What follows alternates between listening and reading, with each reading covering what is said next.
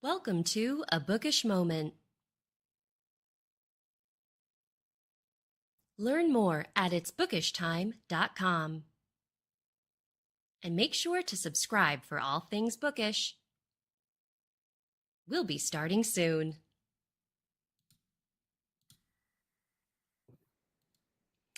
And we are live. Good afternoon, everyone. Welcome to another episode of A Bookish Moment. My name is Sarah Burr. And my name is JC Kenny, and we have a wonderful show today. Sarah, so let's get bookish. Let's get bookish. It's Wednesday. It's a beautiful day outside my house, which is a little hit or miss this summer. But my day couldn't be better because we are joined by a very good friend of both the Bookish Hour and A Bookish Moment, Leah Dobrinska. Leah, thank you so much for coming back to the show. We're so excited to talk with you today. Well, thank you so much for having me. You guys are the best. I am I've been just smiling all day because thinking about the reason why you're here. Folks, I will freely admit that Friends Don't, which is Leah's new rom-com novel, is probably one of, or if not my favorite book of the summer. It was such a great read, and I'm just so giddy that I get to talk with the author. And so this is just really a fabulous moment for me. So Leah, for folks who may not be aware of your writing or are meeting you for the first time, can you just introduce yourself a little bit before we get to dive into Poppy and Mac's story? Absolutely. So again, hello, I am Leah Dobrinska. I am a romance author and a cozy mystery author. So if you caught any of the Bookish Hour or Bookish Moment episodes that I've done in the past, we were probably talking about my cozy mystery, Death Checked Out. But today we are switching gears and talking about my debut into the romantic comedy genre. And I published my first rom-com, Friends Don't. I guess it was last month now. We're into August. So this book published early July. And it, like Sarah said, it's just a ton of fun. And I can't wait to chat more about it today.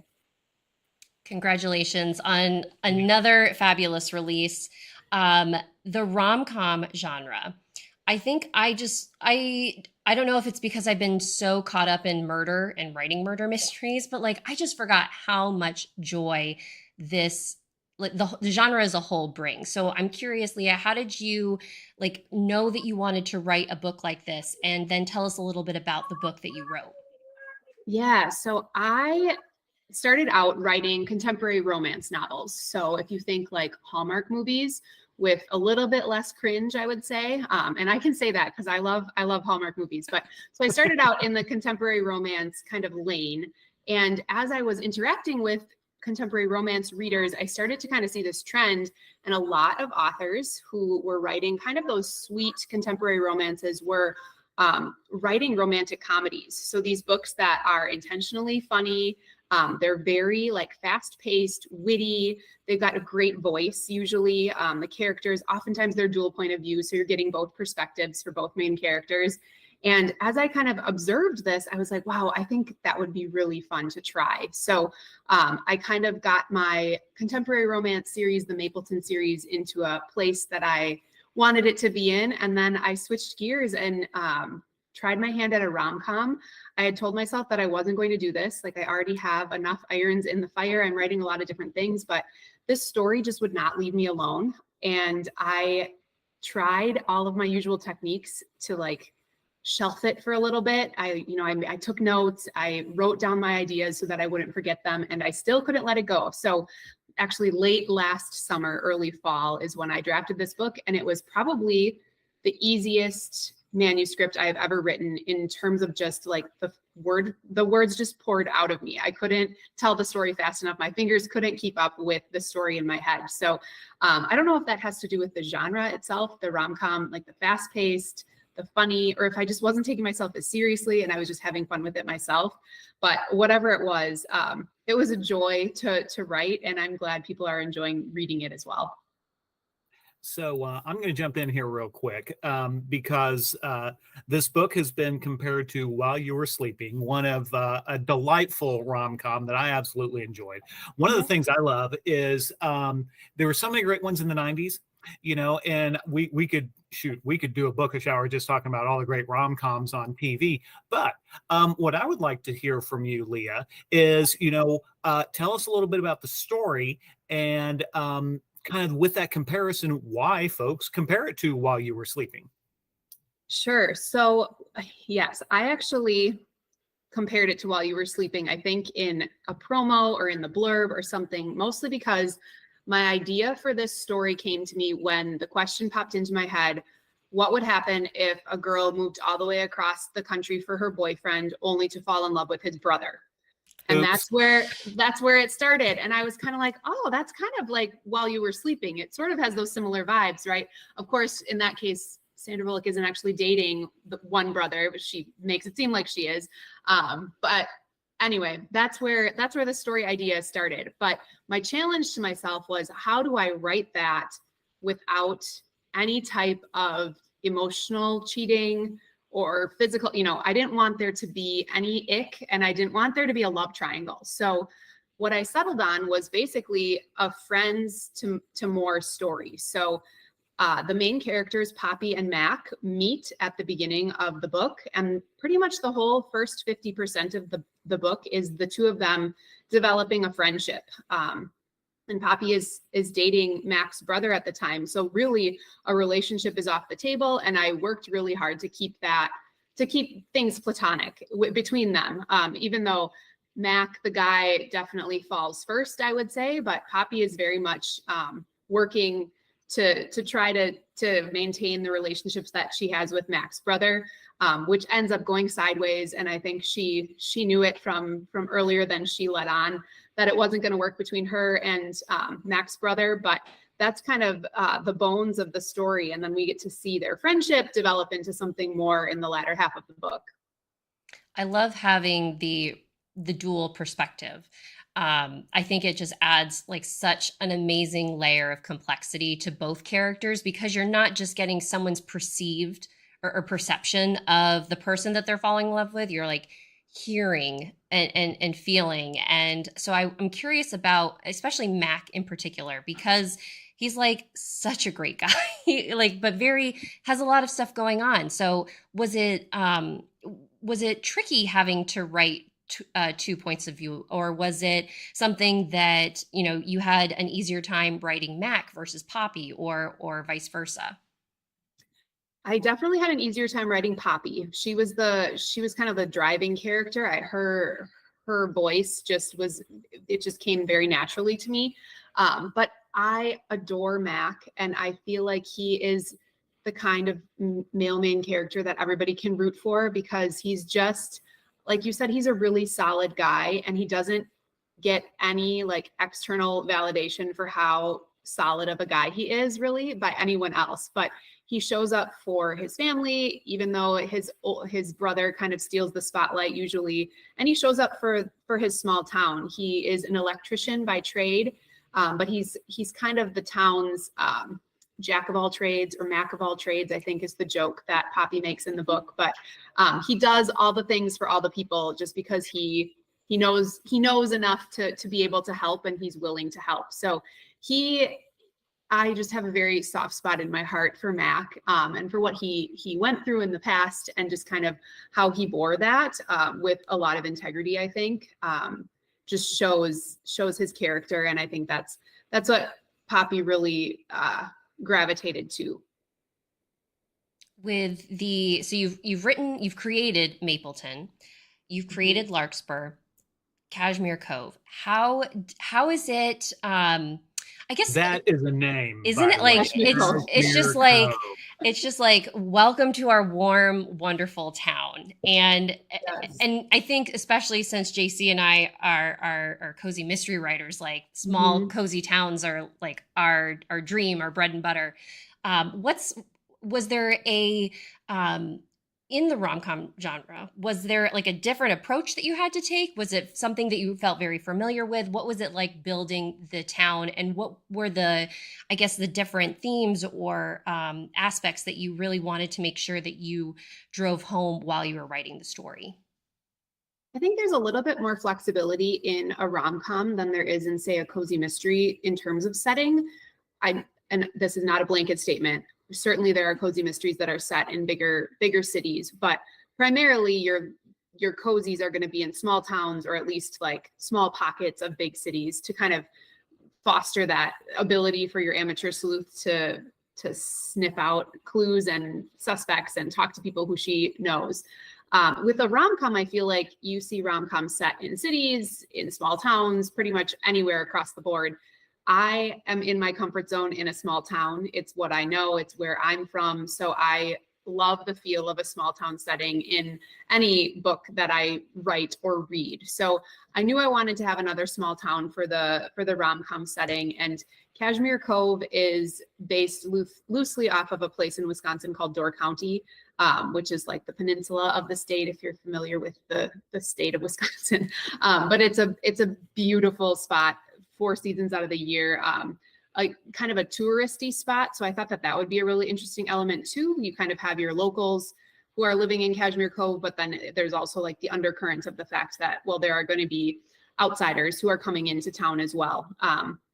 But I definitely feel like community and relationships are at the heart of all of my stories. So that was something that I felt strongly about integrating here.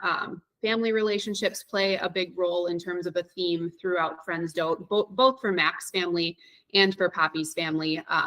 And it's really the first time that I wrote kind of not ideal family backgrounds for my characters. So that was a new kind of layer that I was able to peel away and use some of the characters' backstories and their tumultuous family histories to kind of draw out aspects of their personality. And like, why is Poppy such a caretaker? Because she had to be, right? She had to step in and basically raise her 2 younger sisters when her mother passed away and her dad abandoned them. So it was not, I don't want to say it, calling it a plot device sounds crass, but it's like a way that I was able to really shine a light on who these characters were. And I hope that it helped people to see their true colors and to relate to them and to empathize with them. Well, I tell you what, one of the things that I think that romance authors don't get enough credit for is the artful way that you take that dual point of view from the hero, the heroine, person 1, person 2, and you as the author know what's going on in both of their heads, but yet they don't know what's going on in each other's heads. Right. And yet that's a real art in being able to tell that story. So I'd love to have you kind of talk about a little bit, what you do as an author to tell that 2-person point of view story, that just kind of, that just takes us away on the journey. Mm-hmm. Yeah.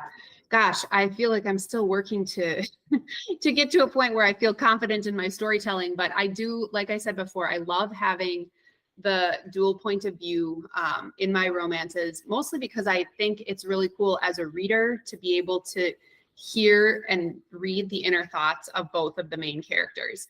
And I think it does allow us to get invested a little bit more quickly because we know for sure, even when person A doesn't know what person B is thinking, we know, and we're rooting for them to kind of merge and get together and communicate well. And I think that's another thing that having a 2 point of view book does for you. I think you have to work really hard to not have there be like a miscommunication trope, which you hear that like frowned upon, I think oftentimes, like, I wish these characters would just have an adult conversation and then everything would get cleared up.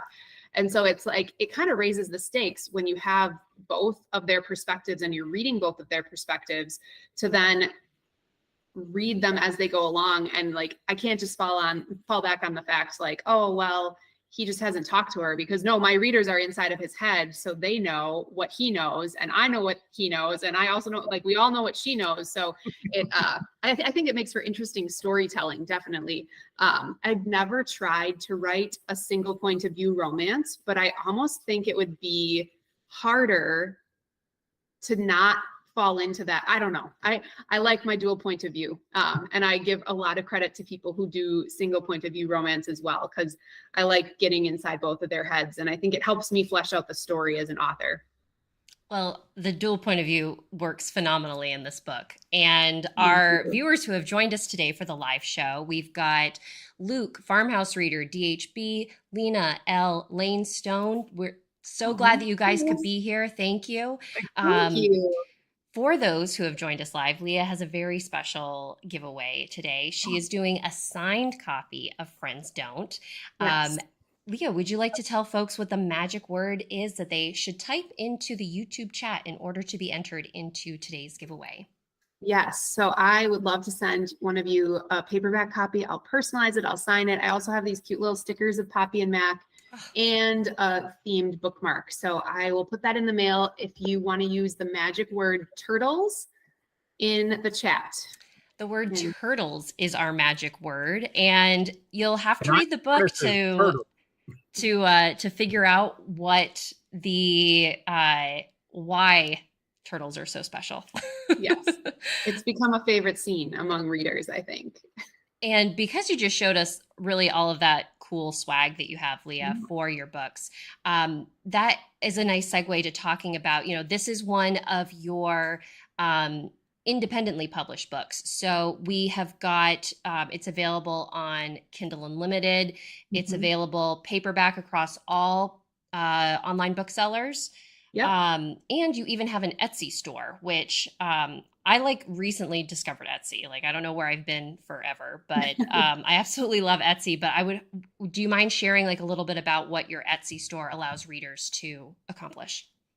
Yeah, absolutely. So I set up an Etsy shop for this book. It's something that I'm trying just as an opportunity for readers who aren't local to me. If you don't live in Wisconsin and can't come and see me in person at an in-person event, I wanted people to have the opportunity to get a signed or personalized paperback, whether it be for themselves and their own shelves or to give as a gift. I think it's really cool to give the gift of books, especially when they're made out to the person you're gifting. So I have a listing up on Etsy in my Etsy shop, Leah Dobrinska Books, for a personalized copy, a paperback of Friends Don't, along with one of these stickers and a bookmark. And if you order directly from me through my Etsy shop, basically that means I'll put it all together. I'll ship it to you. I'll personalize it as you direct me to do. And then, yeah, it'll wind up in your mailbox a couple days later.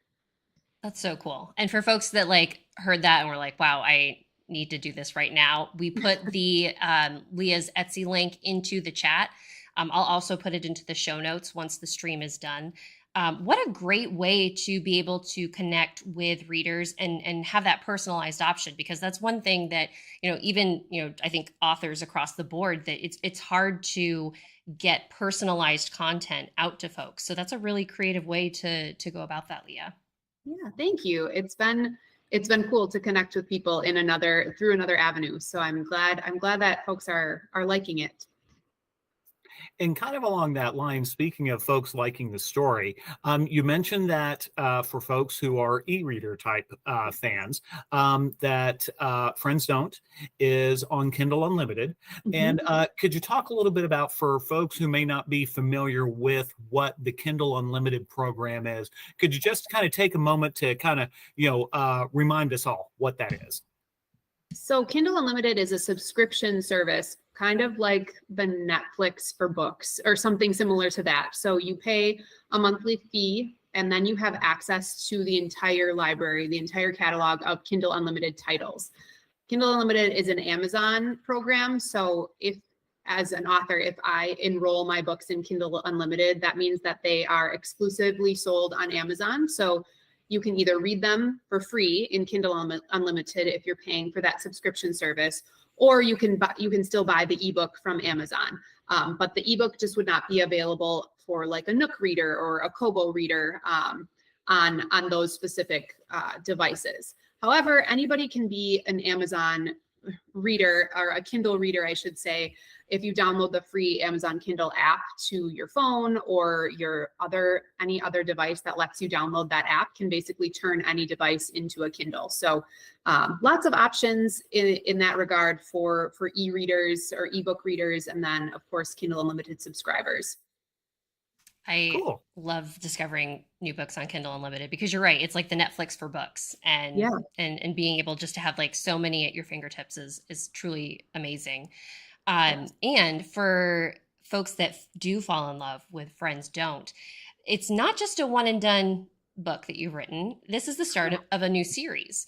Um, Yes. can you tease us a little bit about, I guess, was it always a series in your mind, or was it something that as you were developing Poppy and Mac's story that you began to see like these other threads that you could follow, and really give us more from the Fall in Love series? Yeah. So once I determined that Poppy was the oldest of three sisters, I pretty much was like, well, game over. Like all of the sisters have to have a book, of course. Like they all need their own happily ever after.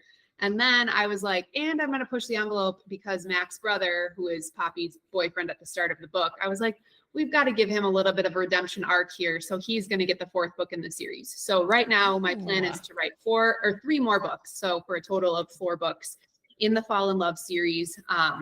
I will say if you read Friends Don't, you meet both of Poppy's sisters. Their names are Rose and Noli, which is a nickname for Magnolia. So they all have floral names. And then the epilogue of Friends Don't will give you a hearty taste of what's to come in book 2.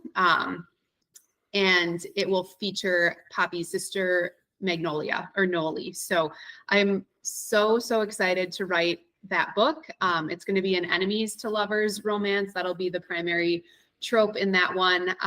And I can't wait to get back into the Cashmere Cove world and really dive back into the setting and these characters. And I think the cool thing about writing a series like this, even though it will be standalone romances or rom-coms, you'll get to see more of Poppy and Mac throughout Noli's book, throughout Rose's book.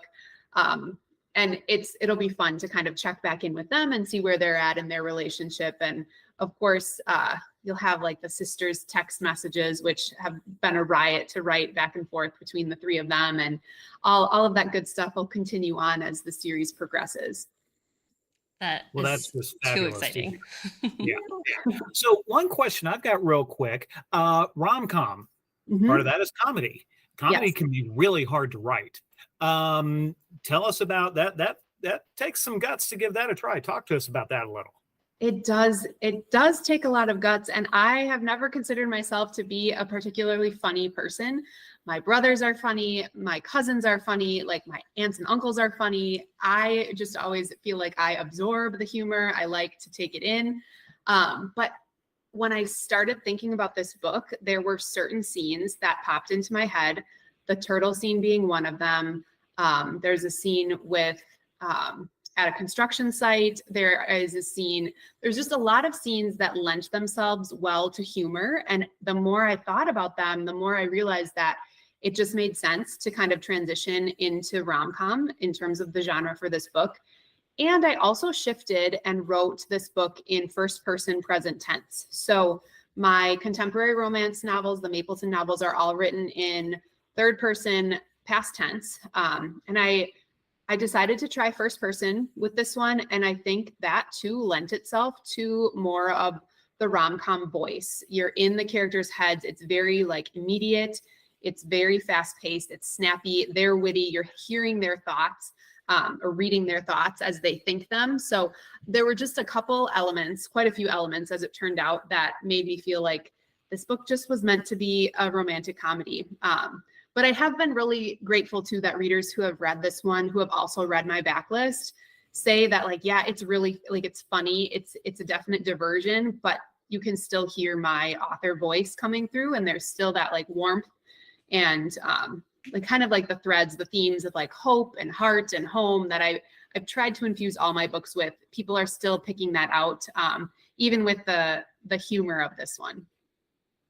What you were saying, Leah, about you did a lot of new things here, and and they worked so well. And I feel like it's just such from a writing perspective, it's such an inspiration for somebody who has been writing something for a really long time, and maybe they're afraid to branch out. What advice do you have other than like the fact that like this is all playing out for you right now, and that readers are loving it, and that it's just such a great book. What advice do you have for folks who may be hesitant to step forward and try something new, try writing in a different perspective, try writing from a different voice, what have you? I think it's just really important as authors or as writers that we kind of just follow our instinct. I think if you want to try something, try it, because the worst that can happen is it's a really fun creative experiment and you decide that it doesn't work, and it was a great learning opportunity. Or I feel like there's not really anything lost for giving something a try. That happened to me when I decided to write a cozy mystery. I was like, I'm just going to do this for fun, for myself, because I want to try this. I'm going to stretch my brain in a different way. And as it turned out, that book, I got a traditional publishing deal for that book. And the same thing sort of happened to me with the rom-com. Like, I was just like, well, this book seems like it needs to be told as a romantic comedy, and I'm going to try first person because I've read a lot of that within the genre. I think it would work for these characters. There's a definite learning curve, right? I think we have to be patient with ourselves when we're trying something new and not compare like our first draft to somebody's polished the polished book that has taken years and years to be finished. But I would just say go for it. Don't be afraid to try something new, and always be a reader. I think if you're wanting to try a different genre, it's good to read in that genre to kind of figure it out and parse out what works, what doesn't, what you like and what you don't like, and then how you want to add to that creative space. Beautiful advice. Yes. And unfortunately, I'm looking at the time. Our moment together is almost up. So folks, if you have yet to enter into the giveaway, again, Leah is doing a signed copy of Friends Don't. She's got a bookmark. She's got stickers. The stickers are super cute. Gosh. Make sure that you type the word turtles into the YouTube chat. We'll be pulling our winner shortly. Leah, what are you up to next? Where can folks, you do a lot of great like in-person events. Are there places that people can come out to see you? Where can they connect with you online? What have you got coming up down the road? Yeah, so if you happen to be in Wisconsin this weekend, I will be at the Prairie du Chien Library on Saturday from 10 to noon doing a book chat and a Q&A and a book signing. So that's in the southwest part of the state. So if you're down there or in the adjacent states, come out to see us at the Prairie du Chien Library.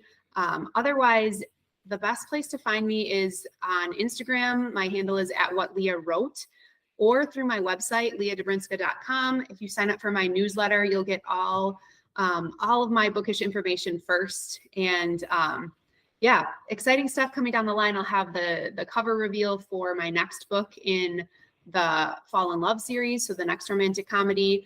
But actually the next book you'll be able to read from me is a cozy mystery. My second in the Larkspur Library Mystery series comes out this December. So the cover reveal for that one will be coming shortly. And yeah, I'm currently drafting the third book in that series right now. So my brain is in mystery writing mode. And as soon as I'm done with that one, I'll jump back in and pick back up in the romantic comedy genre. So we'll bounce back and forth. Real quick, when you are writing, or whenever you're writing, let's say that you're writing the next book in the Fall in Love series, do you ever have a moment where you're like, oh man, like when's the dead body going to show up? Or like do you ever find like I'm getting my stuff mixed up? My genres mixed up. I have had that happen to me more since I started writing the rom-coms in present tense. I will be drafting my cozy mystery and slip and be like, oh no, like that isn't the right, like that is not the right voice. I need to like pull that back. We got to go into past tense here. But yeah, it definitely, I think it's more of a benefit to me to be able to jump between the genres just because it keeps things fresh. And anytime I finish, I'm so like into the mystery right now, but I know as soon as I get done drafting that manuscript, I'm going to be chomping at the bit to get back into the rom-com and vice versa. So it keeps things really, I don't ever get bored. And I think it's good for me creatively. Awesome. Well, so much to look forward to. And we do have a lucky winner today who is going to have Friends Don't to look forward to in their mailbox. Yeah. Without further ado, our winner for our live giveaway this afternoon on A Bookish Moment is user Lena Raylene. Oh, yay. Congratulations, Lena. If you could go ahead and email us at giveaways@itsbookishtime.com. Send me your mailing address and I will forward it on to Leah and we will get you your prize in the mail. For everybody who typed in turtles and joined in the fun and had a great moment with us here today with Leah, thank you so much for stopping by and being a part of everything that we're doing here at It's Bookish Time TV. Leah, thank you so much for coming back on the show and sharing just all of the great stuff that you're doing, that you're writing. And, we definitely have so much great stuff to look forward to, it sounds like. Well, thank you so much for having me back. Like I said, this is my favorite place on YouTube, so I'm always happy to join you guys. And best of luck to you both in your writing work too. Thank you. And it looks like Lena just put a comment in the chat saying, what a perfect birthday gift. So happy birthday. That's happy fabulous. Birthday. Glad that thank you for spending your birthday with us here. Yeah. That's always wonderful. And again, folks, thank you so much for being here. For all things bookish, make sure that you like and subscribe to our channel, and we will be back with more shows to come. Thank you so much for being here, everyone. Have a great rest of your day.